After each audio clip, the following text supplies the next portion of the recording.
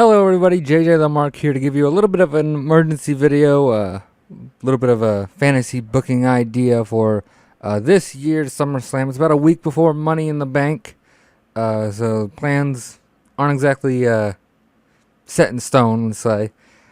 Just an idea I had out of the blue. I was like, hey, let me think of some matches for SummerSlam. Let me see if I can come up with a story entertaining enough for these matches. Took me about 5 minutes to come up with this card. Pretty basic build for most of them. If I need to go in depth, I will. First match for the Tag Team Championships. I'm going to assume that the Wyatts get them at Money in the Bank. If they don't, I'm going to assume that they have them, the championships, by SummerSlam. Of course, recently we just saw the introduction of Stardust, Cody Rhodes, Goldust-like persona. I think this is where they will get their shot. And my wild card pick on this, sort of a, again, a fantasy booking idea. I don't think it'll actually happen. I'm not sure any of these matches will actually happen. Just something I'd like to see. Even in the real world, I could see them doing this. Hopefully, one time, even at SummerSlam, the Rhodes lose, Wyatts go over. And Goldust ends up turning on Cody. Goldust says, hey, Cody, you're making a mockery of me. Goldust isn't a joke to me. You're making a joke of Goldust.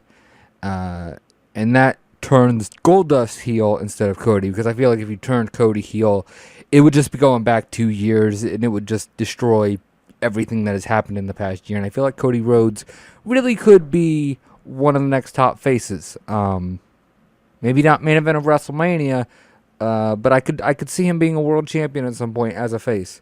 Without a doubt. The next match I have here, Jack Swagger and Rusev. Let's face it, that's pretty self-explanatory. I wouldn't be shocked if this happens before SummerSlam. Part of me would like to see Kurt Angle come back or something and beat Rusev. Not a fan. Guy doesn't strike me as anything special. Even Lana, internet likes to sploosh over Lana, doesn't strike me as anything interesting there. It's nice to look at for a little bit, but even that gets boring. So hopefully the Rusev train gets derailed pretty soon. Not high on the guy in the slightest, but I figure it's natural. Jack Swagger, Zeb Coulter, the real American duo against Evil Foreigner, whatever. I don't know. They might have a good match. Two big guys going at it. What's wrong with that? The next match for the Intercontinental Championship, assuming he keeps it. I don't think Barrett's defending the title at Money in the Bank. Could be wrong on that. Let me know. But I'm going to assume he keeps it till at least SummerSlam. Wade Barrett, and I'm going to say he goes up against Cesaro. I think there was a SmackDown a few weeks ago where they were kind of like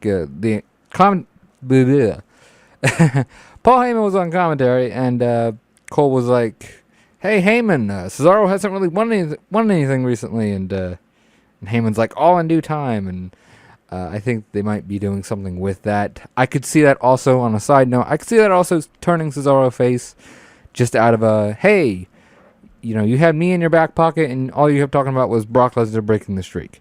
So I could see that happening too, but that's not how I'm booking it just yet.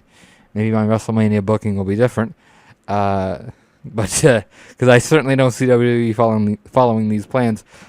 So Barrett Cesaro for the IC Championship. I also, wild card prediction, I think Wade Barrett is turning face. Or, excuse me, Bad News Barrett.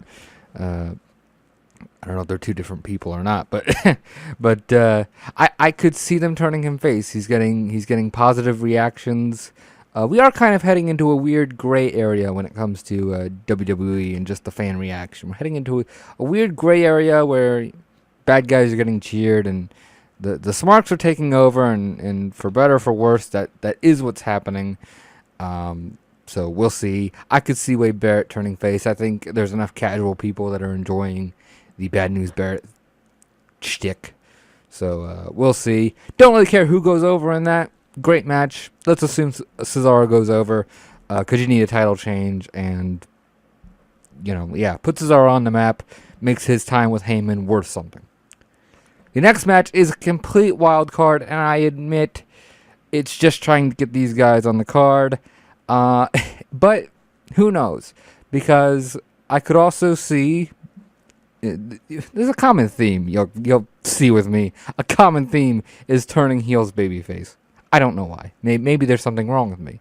But Randy Orton, who's not turning face, thank God, against Bray Wyatt. I feel like that could be an interesting match. Could lead to some stuff. Maybe Wyatt kind of trying to take down Evolution or something to that extent. Or, just trying to make a name for himself like he did with Cena. Going against Orton. And I think it's obvious Wyatt would be the face here. He's already getting positive reactions. Nobody really wants to cheer Orton. Even when he was a good guy, nobody really wanted to cheer him. They just kind of did. So yeah, I don't really know too much. Not too much build up there. Just, here's a match. Two guys. Two big names. Obviously, obviously I'm very high on Wyatt. So, let's have Wyatt go over. I could see them doing something, and another side note, I could see them doing something where Wyatt turns face, but the Wyatt family stays heel. Harper and Rowan stay heel, but Wyatt turns face, but they're still aligned. I know that sounds confusing as hell. It's full of Vince Russo shades of gray booking. Believe me, it kind of confuses me too, and I wrote it down here. But I could see them doing something to that extent, something to where Bray Wyatt is getting cheered, but Harper and Rowan, not so much. Maybe I'm just completely missing out of left field. Next match, one of the semi-main events. Probably would be the semi-main event if the next match I have here doesn't happen. But Cena, Brock Lesnar, rematch from their Extreme Rules. Again, not too sure on what the build-up would be, but it's definitely a money match. Biggest name in WWE. Guy who broke the streak, big name in MMA. Yeah, why not? The next match I have here is, and this is another, I don't know if this will happen because the dude's injured right now. I would finally blow off the Triple H Bryan story, have it be a no holds barred, where Bryan kicks the shit out of Triple H. The thing about that, I don't know if Bryan could go, even if all Bryan could do was just walk down the ramp and swing a stick. I'd just have him go down there and swing a stick and beat the fuck out of Triple H.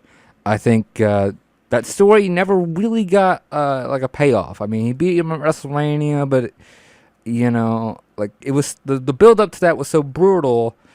The build up to the WrestleMania match was so brutal. I kind of was underwhelmed. Not that it was a bad match, it was actually a really good match, but I was kind of underwhelmed. I was expecting a bit more of a no holds barred kind of match. So this would be the blow off for me, even if it's just Bryan, squashing Triple H, just beating the hell out of him with a stick for like 5 minutes, and then he pins him, and he goes off to recover more from his injuries. Just something to have Bryan on the show and finish off the Bryan Triple H saga. And the main event, which is jizz-worthy, is a Shield triple threat. Seth Rollins, Dean Ambrose, Roman Reigns for the WWE Championship.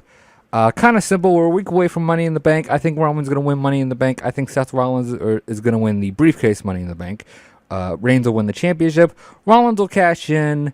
Ambrose and Rollins will have a match, maybe at Battleground or so. And then it'll be a triple threat at SummerSlam. And if you give those guys 20 or 30 minutes, that's going to be match of the year. I can almost guarantee that. So that's my WrestleMania. Sorry to the Diva fans.